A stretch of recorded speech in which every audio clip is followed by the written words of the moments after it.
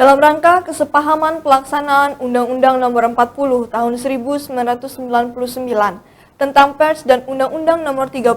Tahun 2002 tentang penyiaran terkait administrasi publikasi kegiatan pemerintahan dan kontra, kerjasama pengadaan barang, jasa publikasi, dan lembaga penyiaran radio dan televisi, Tim Percepatan Pembangunan Kalimantan Tengah Berkah mengadakan rapat koordinasi pada Jumat kemarin di lantai 3 Biro Atbang Setda Provinsi Kalimantan Tengah. Rapat koordinasi kesepahaman dipimpin Ketua Tim Percepatan Advokat Rahmadi Gelentam, didampingi anggota HM Wahyudi F. Dirun, dihadiri Ketua Komisi Penyiaran Indonesia Daerah Kalimantan Tengah, Heno Rens Katopo, dan Komisioner KPID lainnya, Kepala Balai Monitoring Spektrum Frekuensi Radio Kelas 2 Palangkaraya, Inspektorat Provinsi, Badan Keuangan dan Aset Daerah, PLT Kadis Kominfo Santik Agus Junaidi, Rosita dari Biro Protokol Komunikasi Publik, Karo Pengadaan Barang dan Jasa Pemerintah, Karo Administrasi Pembangunan dan Sekretaris TPWKB Istani P. Yunus. Dalam rakor tersebut terjalin kesepahaman mengenai lembaga penyiaran baik radio dan televisi yang dapat bekerja sama dengan pemerintah adalah lembaga penyelenggara penyiaran yang telah cakap menurut hukum berdasarkan ketentuan pasal 1320 Kitab Undang-Undang Hukum Perdata dan memiliki hak ekonomi atau komersil berdasarkan Undang-Undang Nomor 32 Tahun 2002 tentang penyiaran, yakni lembaga penyiaran yang pada saat melaksanakan kegiatannya telah memiliki izin penyelenggaraan penyiaran dari Kementerian Kominfo Republik Indonesia dan izin spektrum radio atau ISR jika bersiaran secara terestrial, atau izin dari Kominfo jika sebagai lembaga penyiaran berlangganan, baik melalui terestrial, kabel, satelit, maupun media lainnya, serta memiliki sertifikasi peralatan sesuai ketentuan Undang-Undang Penyiaran.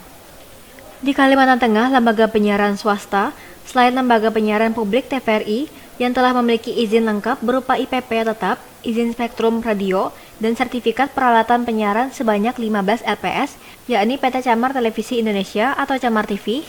PT Dayak Media Televisi atau Dayak TV, PT TPI Lintes Kalteng, PT GTV Palangkaraya, Trans TV Palangkaraya, PT Trans Balikpapan Palangkaraya atau Trans 7, PT Media Sampit Indonesia SSTP, PT Media Televisi Palangkaraya atau Metro TV Kalteng, PT Surya Citra Gemilang SCTV Palangkaraya, PT RCTI 12 atau RCTI Palangkaraya, PT LaTV Media Karya Palembang Palangkaraya atau TV1 Palangkaraya, PT Panen Raya Indonesia Jaya, PT Cakrawala Andalas Televisi Semarang dan Palangkaraya atau Antv Palangkaraya, PT Borneo Global Media atau Borneo TV atau Net TV, dan PT Semesta Kalimantan Tengah selebihnya berupa lembaga penyiaran berlangganan atau LPB televisi sebanyak 19 LPB atau 28 LPS radio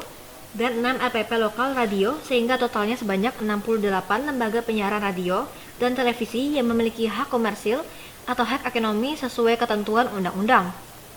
Selain itu ditegaskan pula Badan Hukum Indonesia yang telah melaksanakan kegiatan penyiaran dan seolah-olah sebagai lembaga penyiaran berlangganan melalui satelit tetap harus memenuhi ketentuan yakni wajib memiliki IPP sebagai lembaga penyiaran berlangganan melalui satelit, IPP sebagai lembaga penyiaran berlangganan terlepas dari izin provider layanan satelit yang juga harus memiliki izin tersendiri. Dalam rakor terungkap adanya sanksi ancaman pidana penjara dan denda apabila ada Badan Hukum Indonesia yang mengaku sebagai lembaga penyiaran baik radio maupun televisi dan melaksanakan kegiatan penyiaran tanpa mengantongi izin dari Kominfo Republik Indonesia sebagaimana beberapa contoh kasus sesuai putusan Pengadilan Negeri Ternate Selasa 17 Desember 2019 terhadap Direktur Utama PT Bintang Kejora dengan hukuman pidana penjara selama 1 tahun, 6 bulan, dan denda sebesar 1 miliar rupiah atau subsidiar 3 bulan kurungan, putusan PN Batam nomor 200/PIDB/2014 PN BTM 16 Juli 2014 atas nama terdakwa Zulkifli Ersyad bin Rusli Amri sebagai Direktur Utama PT Provision Multimedia dipidana selama 6 bulan dengan masa percobaan 1 tahun dan pidana denda 100 juta rupiah atau subsidiar 3 bulan kurungan karena melakukan tindak pidana tanpa izin menyelenggarakan kegiatan lembaga penyiaran melanggar pasal 33 ayat 1 junto pasal 58 huruf B Undang-Undang Nomor 32 Tahun 2002 tentang penyiaran dan dikuatkan putusan Pengadilan Tinggi Pekanbaru Nomor 314/PIDB/2014/PT PBR 23 Maret 2015 serta putusan PN Sungai Liat nomor 387/PIDB/2013/PN SGT 25 September 2013 atas nama terdakwa Wahyudi alias Yudi bin Usmanto yang terbukti secara sah dan meyakinkan bersalah melakukan tindak pidana tanpa izin menyelenggarakan kegiatan penyiaran televisi dan dikuatkan dengan putusan PT Babel nomor 41/PID/2013/PT Babel 16 Januari 2014 dan putusan Mahkamah Agung Republik Indonesia nomor 357/PID/SUS/2014 16 November 2015. Prinsipnya berdasarkan ketentuan Undang-Undang Penyiaran dan putusan pengadilan tersebut, dalam menyelenggarakan kegiatan penyiaran siaran televisi atau TV berlangganan melalui kabel satelit terestrial harus memiliki izin penyelenggaraan penyiaran dari Kementerian Kominfo Republik Indonesia. Karena itu, badan hukum atau orang yang telah menyelenggarakan siaran televisi maupun radio tanpa dilengkapi izin prinsip dan izin penyelenggaraan penyiaran sangat merugikan komponen masyarakat. Karena hak-hak ekonomi dari pelaku usaha penyiaran yang legal maupun negara dirugikan. Yang pertama, pemerintah karena tidak membayar biaya izin penyelenggaraan penyiaran sebagai penerima bukan pajak atau PNBP. Yang kedua, lembaga penyiaran yang sudah memiliki izin sah karena keberadaan lembaga penyiaran tanpa izin akan mengganggu iklim persaingan usaha yang tidak sehat. Yang ketiga, masyarakat karena tidak adanya perlindungan hukum. Terkait dengan kontrak untuk jasa publikasi kegiatan pemerintahan Provinsi Kalimantan Tengah, peserta rapat koordinasi sepakat dan sepaham bahwa pemerintah hanya akan bekerja sama dengan lembaga penyiaran yang sah dan memiliki izin lengkap,